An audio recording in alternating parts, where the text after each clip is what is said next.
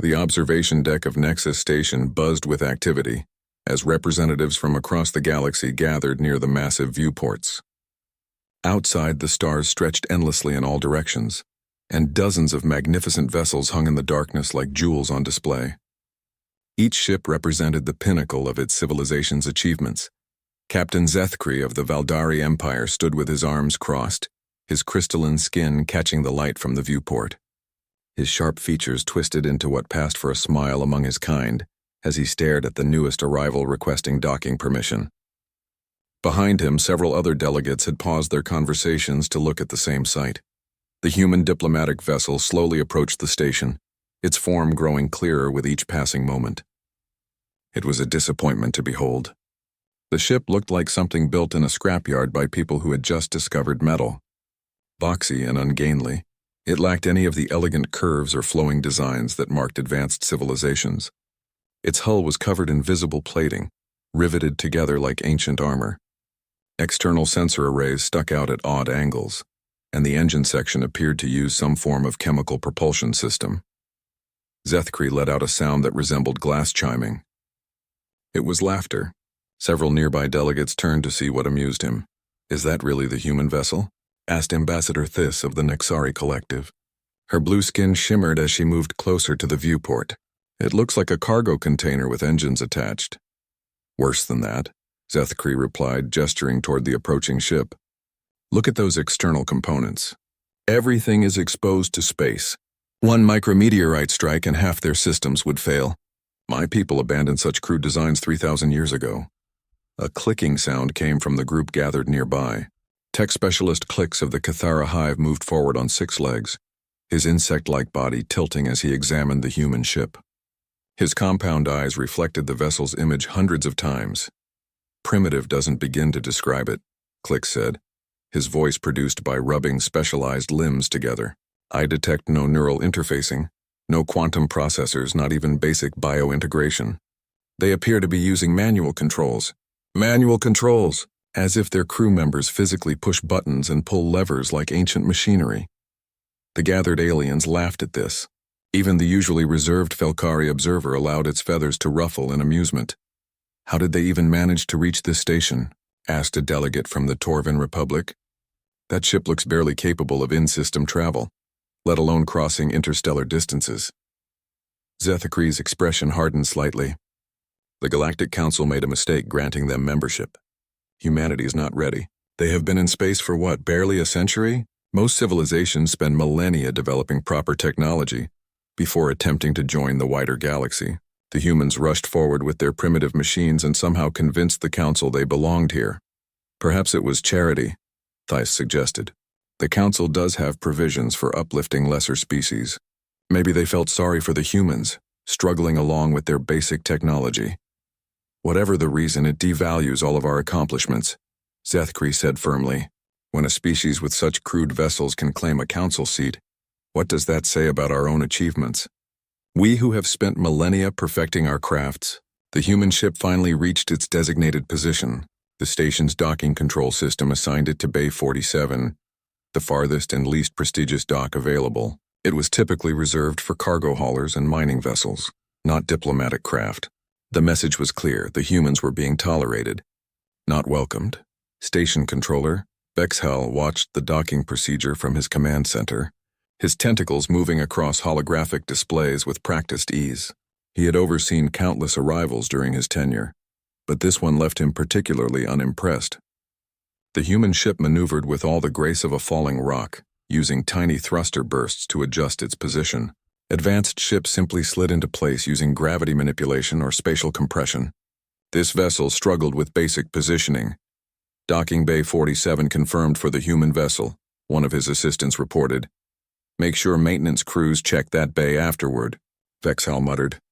"With technology that primitive, they probably leak radiation or contaminate the docking seals." Back on the observation deck, the crowd began to disperse as the human ship disappeared from direct view.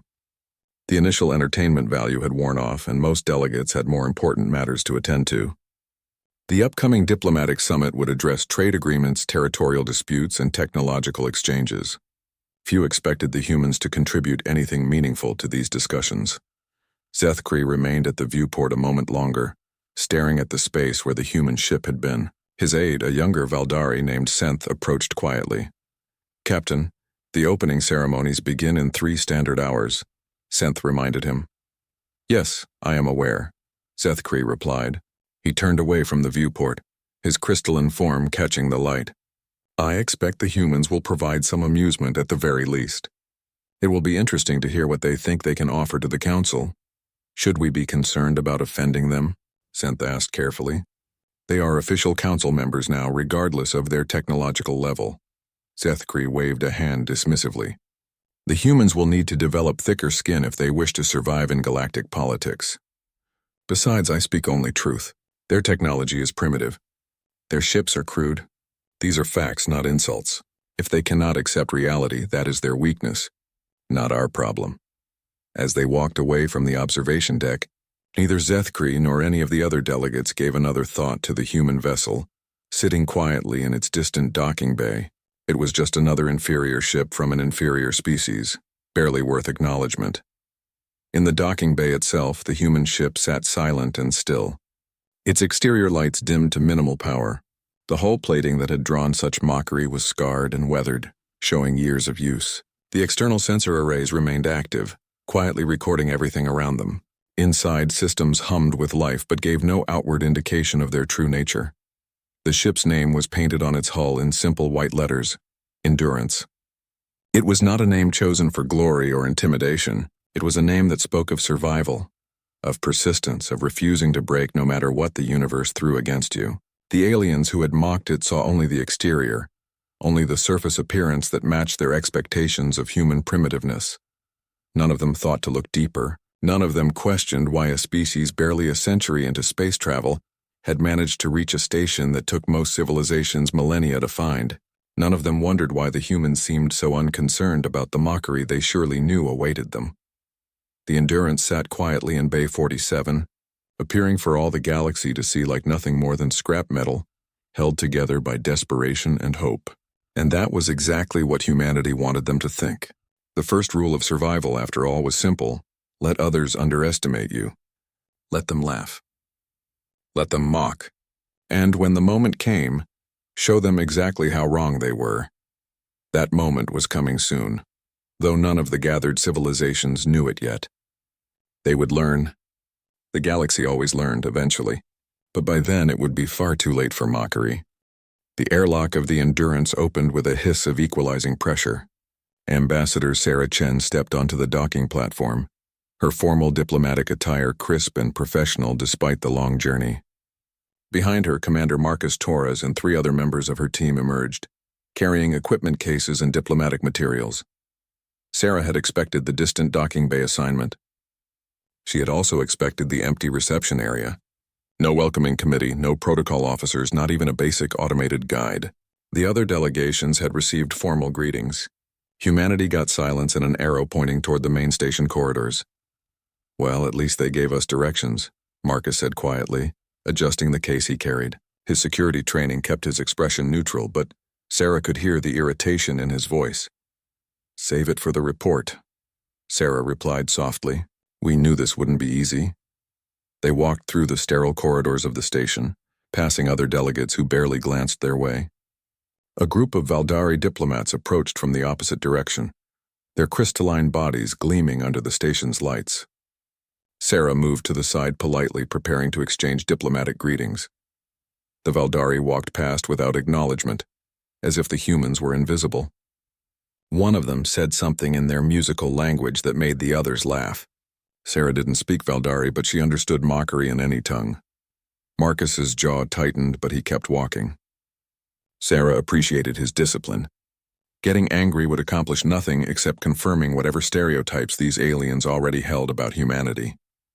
The main conference hall was enormous, designed to accommodate hundreds of delegates from dozens of species. The architecture was stunning, with flowing organic shapes that somehow supported impossible angles. Holographic displays floated throughout the space, showing real-time translations and cultural information for each attending civilization. Sarah and her team were directed to their assigned seating, which was predictably located in the back section, far from the central platforms where major powers held court. The human delegation's assigned space was smaller than most others. Wedged between the delegation from 4, a minor mining civilization, and an empty section reserved for future members. "They put us with the children's table," muttered Dr. Lisa Yamamoto, the team's xenoculture specialist. She set down her equipment case with more force than necessary.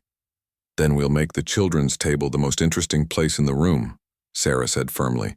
She began arranging their materials, determined to maintain dignity regardless of the circumstances. The opening ceremonies began an hour later. Station Controller Vexhal presided over the gathering, his tentacles gesturing gracefully as he welcomed delegates in a dozen languages. The translation systems worked flawlessly, converting his words into each species' native tongue simultaneously. "We gather here in the spirit of cooperation and mutual advancement," Vexhal announced. "Each civilization brings unique strengths to our collective. Let us begin by acknowledging the achievements that make our unity possible." What followed was a showcase of galactic superiority that made Sarah's heart sink. One by one, major civilizations presented their latest technological marvels on massive holographic displays that filled the hall. The Valdari demonstrated their reality-warping drives, engines that could fold space-time itself, allowing their ships to travel thousands of light-years in mere hours. The display showed their vessels literally stepping between dimensions, bypassing normal space entirely. The gathered delegates applauded appreciatively. The Nexari collective presented their consciousness-linked vessels, living bioships grown rather than built. These ships responded to thought alone, requiring no physical controls. Crew members became one with their vessels, sharing experiences and sensations. The Nexari representative explained how their newest ships could regenerate damage automatically and evolve to meet new challenges. More applause followed. The Kithara hive showcased their living metal technology, hulls that could reshape themselves at molecular command. A demonstration video showed a Kithara vessel transforming from a sleek cruiser into a defensive fortress, its hull flowing like liquid before solidifying into new configurations. The applications for warfare, construction, and exploration were obvious. The hall erupted in impressed clicking and chittering. Each presentation was more impressive than the last. The Torvin showed gravity manipulation systems that could create artificial black holes for defense. The Felkari demonstrated their quantum computing networks that could process information across vast distances instantly. The Xinthian coalition presented their temporal sensors that could detect events before they occurred. When humanity's turn came, Sarah walked to the presentation platform with her head high. She activated their holographic display, showing the Endurance and other human vessels in simple, straightforward images. "Humanity offers adaptive engineering," Sarah began, her voice steady and clear. "Our ships employ robust redundancy systems, allowing them to function even when primary systems fail. We utilize resource-efficient designs that can operate using multiple fuel types and power sources. Our technology emphasizes reliability, maintainability, and versatility across varying conditions."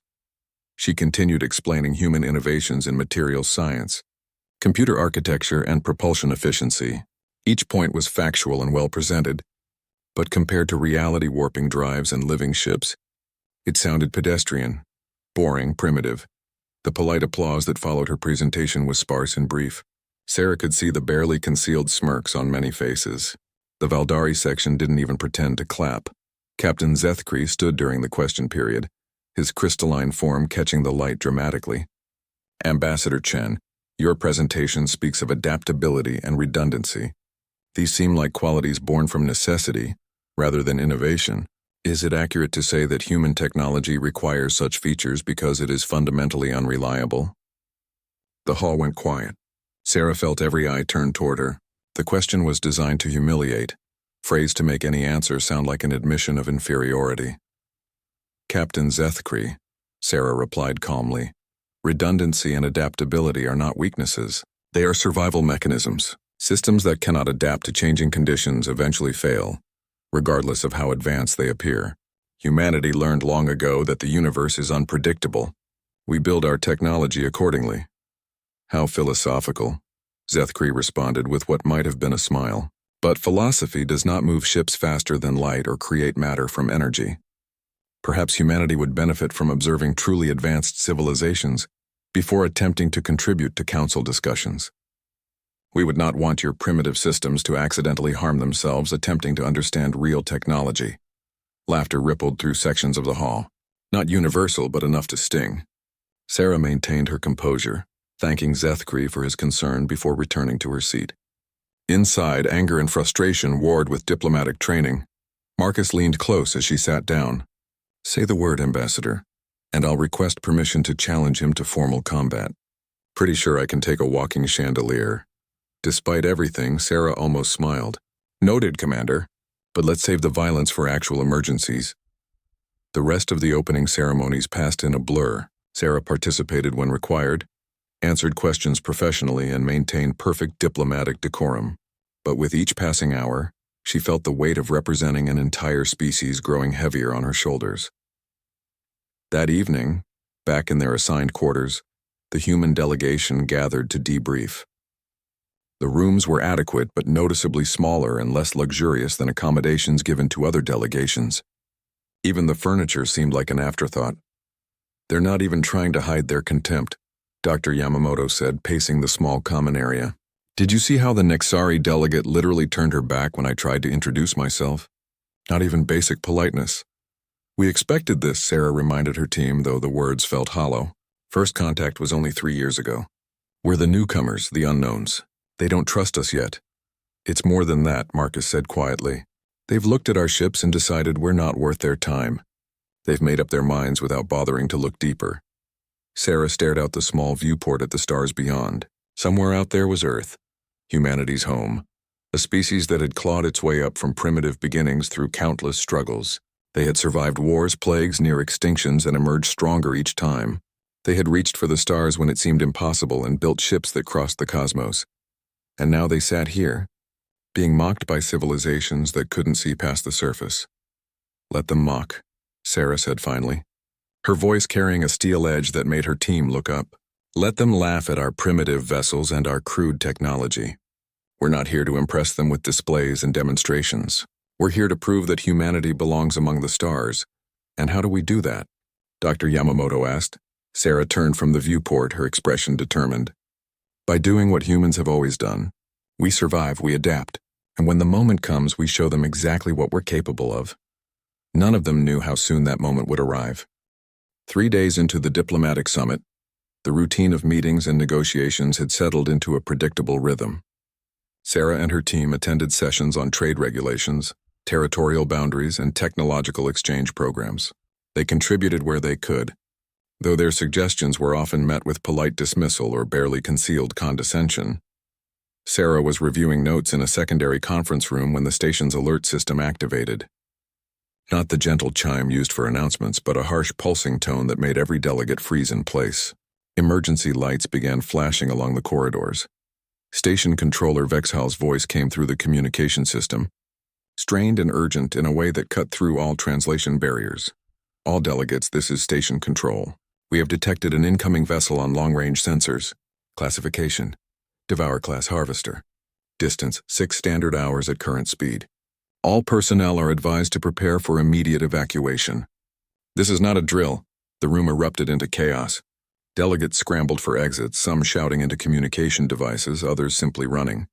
Sarah grabbed Marcus's arm. "What's a harvester?" she demanded. Marcus was already accessing his personal datapad, pulling up information from the ship's database. His face went pale as he read. "Nothing good. They're massive biomechanical entities that strip entire systems of resources. Planets, stations, ships, anything they encounter. They consume it all." "Sentient?" Sarah asked, already moving toward the exit. "Unknown. They don't communicate. They just consume. The galactic powers have tried fighting them, but harvesters are nearly indestructible. Standard protocol is to run and hope they move on after feeding." They reached the main corridor to find it packed with panicking delegates. The usual dignity and composure of galactic civilization had evaporated, replaced by primal fear. Everyone was trying to reach their ship simultaneously, creating a bottleneck of bodies and rising tempers. Sarah fought her way through the crowd toward the command center, Marcus clearing a path when necessary. They needed information, needed to understand the full situation before making decisions. The command center was organized chaos. Vexhal stood at the center, his tentacles working across multiple displays simultaneously, coordinating evacuation efforts while monitoring the approaching threat. Other station personnel worked frantically at their stations, faces showing various alien expressions of fear and stress. Ambassador Chen. Vexhal acknowledged her arrival with barely a glance. You should be preparing your vessel for departure. I need to understand the situation first, Sarah said firmly. How bad is this? Vexhal gestured to the main display, which showed a tactical overview of nearby space. A red marker indicated the harvester's position, moving steadily toward the station. Its projected path was a straight line directly toward them. Devour-class harvesters are over 20 kilometers in length. Vexhal explained rapidly. They possess weapons capable of breaking apart planets and defensive systems that have withstood concentrated fleet bombardments. This station has no meaningful defensive capabilities. We are a diplomatic and trade hub, not a military installation. Our only option is evacuation. What about reinforcements? Marcus asked. Surely the major powers have military vessels that could respond. The nearest battle group is 14 hours away, Vexhal replied bitterly. By the time they arrive, there will be nothing left to defend. Now please, Ambassador, return to your ship and prepare for departure. We have limited time. Sarah turned to leave, but paused when she noticed the evacuation status board. Multiple ship icons were showing yellow or red status indicators instead of the green that signaled ready for departure. Why aren't those ships leaving? She asked, pointing at the display. Vexhal's tentacles twitched with frustration. The Valdari vessels require time to synthesize fuel for their reality drives. The process cannot be rushed without risking catastrophic engine failure. The Nixari bioships entered protective dormancy upon docking, a safety protocol that takes hours to reverse. The Cathara ships are fast but cannot carry their full delegations and equipment simultaneously without compromising structural integrity. Sarah stared at the board, understanding dawning. The galaxy's most advanced civilizations, with their magnificent technology and superiority, were trapped by the limitations of that same technology. Systems so specialized and advanced that they couldn't adapt to unexpected situations. How many ships can definitely escape in time? She asked quietly. Vexhal hesitated before answering. At current estimates, approximately 40% of docked vessels. The rest? He didn't need to finish the sentence. Sarah and Marcus exchanged a long look. Thousands of beings were about to die because their advanced ships couldn't perform basic evacuation procedures. The irony was not lost on either of them. They made their way back toward the docking bays, moving against the flow of delegates still trying to reach the command center for information. The station shook slightly, and Sarah realized it wasn't from the approaching harvester. It was from ships desperately trying to undock simultaneously, their maneuvering thrusters firing in uncontrolled bursts. In one corridor, they passed Captain Zethkri arguing with his ship's engineer, a shorter Valdari with dimmer crystalline features. I don't care about safety protocols, Zethkri was saying. Override the synthesis safeguards. We need power now. Captain, if we bypass safeties, the quantum crystals could become unstable. We could lose the entire drive system, or worse, trigger a cascade reaction that would destroy the ship and everything around it. Then what do you suggest? We sit here and wait to be consumed? Sarah kept walking. There was nothing she could do for them. Her responsibility was to her own team and ship. Bay 47 was quiet compared to the chaos elsewhere. The Endurance sat exactly where they had left it, looking as ungainly and primitive as ever. No crowds of desperate engineers surrounded it. No panicked crew members shouted about failing systems. It was just there, solid and ready. The human delegation boarded quickly.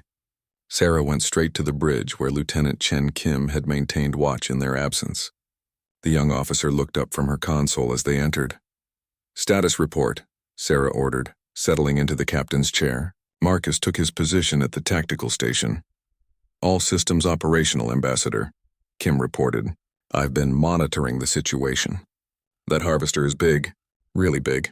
Sensors are having trouble getting accurate readings because it's emitting some kind of interference field. But preliminary scans suggest it masses more than the station itself. Can we outrun it?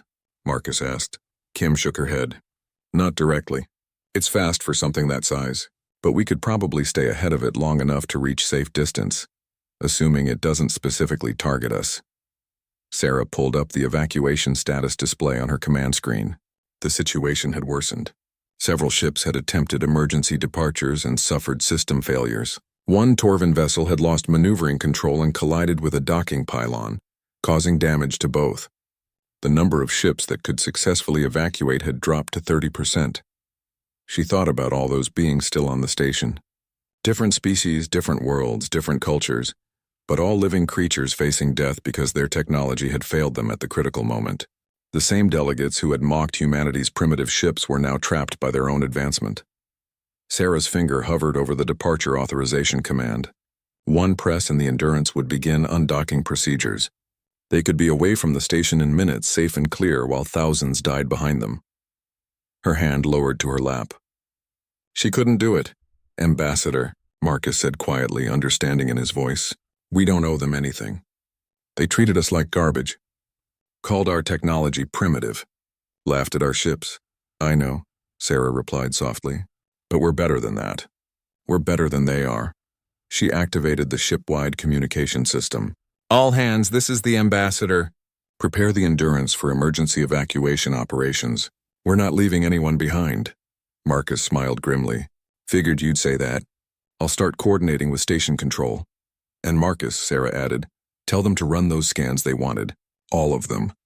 Let's show these people what a primitive human ship can really do. The Harvester continued its approach, growing larger with each passing minute. And in Bay 47, the ugly, crude, primitive human vessel began powering up systems that would change everything the galaxy thought it knew about humanity. Station Controller Vexhal was drowning in crisis management when the message from the human ship arrived. At first he nearly ignored it, assuming it was another delegation asking for priority departure or complaining about evacuation procedures, but something made him open the communication. Station Control, this is Ambassador Chen of the Earth vessel Endurance. We are prepared to assist with evacuation operations. Request permission to extend docking capabilities and begin refugee intake. Vexhal's tentacles froze above his console. He must have misheard. The translation system must have malfunctioned. Repeat your last message, Endurance, he said carefully. We are offering to assist with evacuation. Sarah's voice came through clearly. Our ship has capacity to take on additional passengers. We can help get people off the station. Vexhal looked at his tactical display. The Endurance was classified as a light diplomatic vessel. Crew capacity estimated at maybe 50 beings at most. How could they possibly help? Still, he had reached the point of desperation where any assistance was better than none. Acknowledged, Endurance. Before we can coordinate evacuation procedures, I need accurate specifications for your vessel. Stand by for deep scan. He switched channels to his scanning team. Chief Scanner Yiltnak, I need a complete technical scan of the human vessel in Bay 47. Full spectrum analysis, internal structure mapping, everything. I need to know exactly what we're working with. In the scanning control room, Yiltnak received the order with confusion. They had performed basic scans when the human ship first docked. Standard security procedure. But a deep scan was typically reserved for unknown vessels or potential threats. Still, orders were orders. Initiating deep scan of Bay 47, Yiltnak announced to his team. Full spectrum, all sensors, maximum resolution. The scanning arrays focused on the Endurance, powerful beams of various energies sweeping across its hull. Data began flooding into the system faster than normal. Much faster. Yiltnak frowned at his displays as warnings started appearing. Increase buffer allocation, he ordered. We're getting more data return than expected. The scan continued and the warnings multiplied. Data overflow alerts flashed across multiple screens. The computer system struggled to process the information streaming in from the sensors. Then the results began compiling, and Yiltnak felt his breathing organs stop functioning. This cannot be correct, he whispered, staring at his screen. Run diagnostics on all scanning arrays. Something is malfunctioning. His assistant, a young technician named Rel, checked the diagnostic systems. All scanners operating within normal parameters, sir. No malfunctions detected. Then run the scan again. Full reset, clean initialization, everything. They ran the scan a second time. The results were identical. Yiltnak ran it a third time, certain that some cosmic coincidence was causing false readings. The results did not change. With trembling limbs, he activated his communication link to station control. Controller Vexhal, you need to see this immediately. The scan results from the human vessel. They are impossible. Vexhal arrived in the scanning control room within minutes, having abandoned his post in the command center. He had never heard Yiltnach sound so shaken. The chief scanner was one of the most experienced officers on the station, with decades of service. Nothing rattled him. "Show me," Vexhal demanded. Yiltnach brought up the scan results on the main display. Vexhal looked at the data, then looked at Yiltnach, then looked back at the data. "Explain this," Vexhal said slowly. "I cannot, sir. I have run the scan 3 times. I have checked every system twice. The readings are consistent and accurate, but they should not be possible." Vexhal moved closer to the display, his tentacles tracing over the holographic data that filled the air. What the scan showed was impossible, contradicting everything they thought they knew about the human ship. The hull that appeared to be simple metal plating was actually a metamaterial matrix, a complex structure that could alter its molecular composition in real time. The scan showed layers upon layers of programmable matter, capable of transforming from solid armor to energy-absorbent mesh to sensor-transparent film, depending on need. The technology was theoretical for most civilizations, something discussed in advanced research, papers but never successfully implemented. The external sensor, arrays that looked so crude and exposed, were actually quantum-entangled receivers operating across multiple dimensions simultaneously. They could detect particles that hadn't been discovered yet by most species. The scanning team had initially thought they were malfunctioning, but they weren't malfunctioning. They were so advanced that standard sensors couldn't properly read them. The chemical propulsion system that had drawn so much mockery was revealed to be something far more sophisticated. Matter conversion engines capable of breaking down literally any substance at the molecular level and converting it into usable fuel. Space debris, atmospheric gases, even cosmic dust, the engines could consume it all and produce thrust. The Endurance could theoretically fly forever without refueling, as long as matter existed in any form nearby. But the most shocking discovery was the ship's true size. The spatial compression technology was so advanced that Yiltnach had initially thought it was a sensor error. The Endurance that they could see, the ugly boxy vessel sitting in Bay 47, was just a fraction of the ship's actual size. The majority of its structure existed in a compressed dimensional space, folded away like a pocket that was bigger on the inside. The true vessel was thousands of times larger than what they could see. "How large?" Vexhal asked quietly. Yiltnach adjusted the display to show the comparison. "If fully expanded into normal space, the Endurance would be approximately 8 kilometers in length and 3 kilometers wide.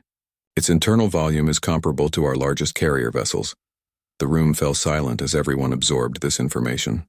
The ship they had mocked, the vessel they had assigned to the worst docking bay, the primitive human technology they had laughed at. It was all a facade hiding capabilities that exceeded anything in the galactic fleet. "The computer systems," Rel spoke up hesitantly, pointing to another section of data. "I am having trouble understanding these readings. The processing architecture appears to be quantum-based, but it also shows biological neural patterns, and something else I cannot identify." Vexhal examined the data. The ship's computers were a hybrid system combining quantum processors with organic neural tissue and what appeared to be distributed consciousness nodes. It was as if the ship itself was partially alive, thinking alongside its crew. The processing power was staggering, orders of magnitude beyond even Valdari quantum crystals. "Why would they hide this?" one of the technicians asked. "Why make their ships appear primitive when they possess technology we cannot even fully understand?" Vexhal thought about the past 3 days. The mockery, the dismissals, the casual contempt shown to the human delegation. Captain Zethkri's public humiliation of Ambassador Chen. The deliberate insults and exclusions. All of it directed at a species whose technology was so far beyond their understanding that they had completely missed what was right in front of them. The humans had hidden their capabilities behind a mask of primitiveness.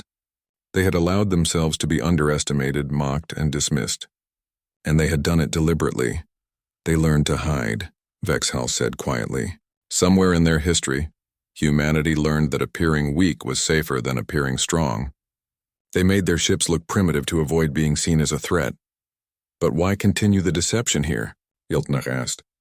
"The Galactic Council is not an enemy. We are allies." Vexhal's tentacles curled in what might have been a bitter gesture. Are we? Look at how we have treated them. We judged them, found them wanting, and dismissed them without a second thought. We saw what we expected to see and never looked deeper. Perhaps they continue to hide because we have given them no reason to trust us with the truth. The communication system chirped. Station Control, this is Endurance. We are ready to begin evacuation assistance whenever you are ready. Time is running short. Vexhal activated his communicator. Endurance, please stand by. I am reviewing your ship's specifications. Of course, Controller, but I should mention that we have been monitoring the Harvester's approach.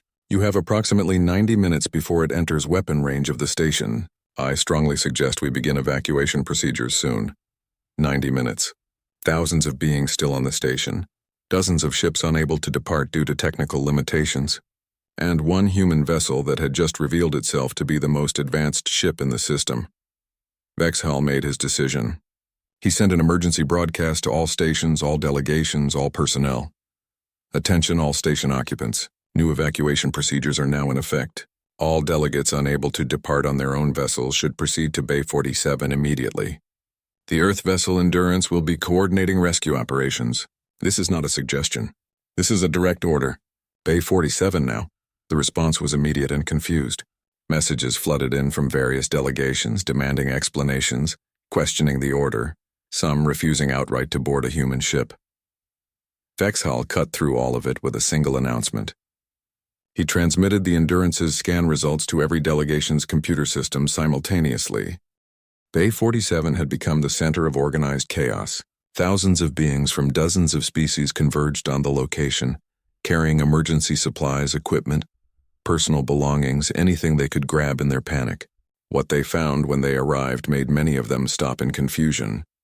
The Endurance looked exactly the same as it had 3 days ago. Still boxy, still crude-looking, still covered in visible plating and external components. The scan data said one thing, but their eyes told them they were about to board a primitive vessel that barely looked space-worthy. Sarah stood at the primary airlock, directing traffic with Marcus and her security team. She had changed from diplomatic attire into practical work clothes, her hair pulled back in a simple ponytail. Nothing about her appearance suggested triumph or vindication. She was simply doing what needed to be done. Valdari delegation, proceed to Deck 3, Section Alpha, she called out, checking her datapad. Nexari, Deck 4, Section Beta. Please move quickly but carefully. We have room for everyone, but we need to maintain order. Captain Zethkri approached with his crew, his crystalline features dimmer than usual. He stopped in front of Sarah, clearly struggling with words. Ambassador Chen, I must... Later, Captain. Sarah interrupted firmly but not unkindly. Right now, I need you and your people to get aboard. We can discuss everything else once everyone is safe. Zethkri nodded silently and moved into the ship. As he crossed the airlock threshold, the interior revealed itself. The corridor beyond was massive, far larger than the external dimensions should have allowed. The walls were smooth and clean, illuminated by soft lighting that somehow adjusted to each species' visual preferences. The technology was everywhere once you knew to look for it, hidden behind simple surfaces and straightforward designs. More delegates poured aboard, and the Endurance accommodated them all. Docking tubes extended from points that shouldn't have existed, reaching out to ships that couldn't depart on their own power. The tubes stretched impossibly far, defying spatial limitations as they connected to vessels across the docking area. Inside the ship, the compressed dimensional space began to unfold. Corridors that looked short stretched into long passageways. Rooms that appeared small from outside opened into spacious chambers. The Endurance was revealing its true nature, and every being aboard felt a mixture of awe and shame as they realized how completely they had misjudged humanity. On the bridge, Sarah monitored the evacuation progress while keeping one eye on the Harvester's approach.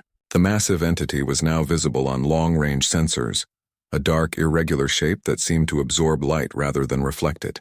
70 minutes until it reached weapon range. We're at 80% capacity, Lieutenant Kim reported. Still more people coming in. The station is almost completely evacuated. How are our systems handling the load? Sarah asked. Running smoothly. The environmental systems are adapting to the different species' requirements automatically. Life support is stable across all sections. We have room for more if needed. Marcus turned from his station. Ambassador Station Controller Vexahal is requesting to speak with you personally. Put him through. Vexahal's image appeared on the main screen.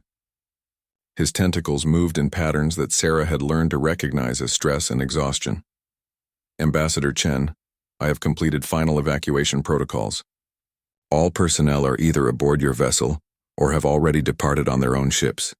The station is empty. You should undock immediately. Understood, Controller. Will you be joining us? I will be the last to leave, as is proper. I am boarding my personal shuttle now. But Ambassador, I must ask, what are your intentions once everyone is safe? Sarah glanced at the Harvester's position. What do you mean? Your ship's capabilities are clearly far beyond what you have shown. The Endurance could escape easily, but that Harvester will continue hunting through this sector, endangering other stations, other ships. Someone must stop it or at least slow it down. I am not asking you to sacrifice yourselves. I simply wonder if humanity has considered the full scope of this crisis. Sarah looked at her crew. Marcus gave her a slight nod. Kim's expression was determined. They had already discussed this possibility. We've considered it, Controller. Humanity has a saying, with great power comes great responsibility. We didn't ask to be the most advanced ship here, but since we are, we have obligations that come with that power. Vexhal's tentacles stilled. You intend to engage the Harvester. We intend to protect everyone who cannot protect themselves. That includes stopping the Harvester from pursuing fleeing vessels. Once you are safely aboard, we will address the threat. Ambassador, Harvesters have destroyed entire fleets. No single vessel has ever survived direct combat with one. Then it's time to change that pattern. Endurance out. Sarah closed the channel and turned to her crew. Final evacuation check. Once Controller Vexhal is aboard, seal all airlocks and prepare for combat operations. The bridge fell silent for a moment. Then Marcus spoke up, his voice carrying across the room. Permission to speak freely, Ambassador? Always, Commander. We spent 3 days being treated like primitives by people who thought they were better than us. Now we're about to risk everything to save them. Some might say they don't deserve it. Sarah turned in her chair to face him directly. Maybe they don't. Maybe they deserve to learn a hard lesson about judging others. But that's not who we are. Humanity didn't survive everything we've been through by abandoning people in need. We didn't reach the stars by turning our backs on those weaker than us. We're better than that. We have to be better than that. Because if we're not, then what's the point of all this power we've built? Marcus smiled. Just wanted to make sure you hadn't gone soft on me, Ambassador. For the record, I agree completely. The rest of the bridge crew voiced their agreement. These were people who had volunteered for humanity's first major diplomatic mission, knowing they would face prejudice and dismissal. They had chosen this assignment anyway because they believed in something larger than themselves. Vexhal's shuttle docked, and moments later the airlock sealed. The Endurance was now carrying over 3,000 beings from across the galaxy, all of them dependent on a ship they had spent days mocking. All personnel secure, Kim reported. We are ready for undocking procedures. Take us out, Sarah ordered. Slow and steady. Let's not jostle our passengers. The Endurance detached from Bay 47 with surprising grace. Maneuvering thrusters that had seemed crude and inefficient 3 days ago moved the massive vessel with precision and smoothness. The ship cleared the station and began moving toward open space. Throughout the ship, the rescued delegates watched through viewports as they left the station behind. Many expected the human vessel to flee immediately, putting as much distance as possible between themselves and the approaching Harvester. Instead, the Endurance turned to face the oncoming threat. On the bridge, tactical displays showed the Harvester in detail for the first time. It was enormous, a mass of biomechanical components fused together in no recognizable pattern. Tendrils extended from its core, each one larger than most ships. Its surface pulsed with energy, weapons charging for deployment. Range to target 20,000 kilometers in closing, Marcus reported. It has definitely detected us. Altering course to intercept. Good, Sarah said calmly. Let it come to us. Raise defensive screens. Charge primary weapons. Prepare adaptive countermeasures. The Endurance transformed before the galaxy's eyes. The crude external plating rippled and flowed like liquid metal, reconfiguring into optimal defensive arrangements. Energy shields appeared. Not the simple bubble shields most species used, but layered screens that could adjust frequency and density in real time. Weapon ports opened along the hull, revealing armaments that hadn't been visible before. The ship's true nature emerged fully. It was not just advanced, it was adaptive. Every system could reconfigure itself based on the threat it faced. The hull could become armor or sensor arrays or weapon platforms as needed. The engines could switch between propulsion modes instantly. The computer systems analyzed incoming attacks and developed countermeasures in milliseconds. The Harvester fired first, releasing a barrage of energy weapons that had destroyed capital ships. The beams struck the Endurance's shields and scattered harmlessly, their frequencies analyzed and neutralized before they could cause damage. "Return fire," Sarah ordered. "Target the primary tendril clusters. Let's see how it likes being on the receiving end." The Endurance's weapons opened up. But these were not simple energy beams or projectile weapons. These were adaptive munitions that changed their properties mid-flight, shifting from solid slugs to energy bursts to quantum phase disruptors depending on what the target's defenses were weakest against. Each shot learned from the previous one, becoming more effective with every strike. The Harvester reeled from the assault. Tendrils that had crushed fleets were severed by precision strikes. Armor that had withstood nuclear weapons was penetrated by weapons that adapted to bypass its molecular structure. For the first time in recorded history, a Harvester was taking damage, real damage from a single opponent. Throughout the Endurance, delegates watched in stunned silence. The Valdari, who had mocked human propulsion systems, saw engines that could outmaneuver anything they had built.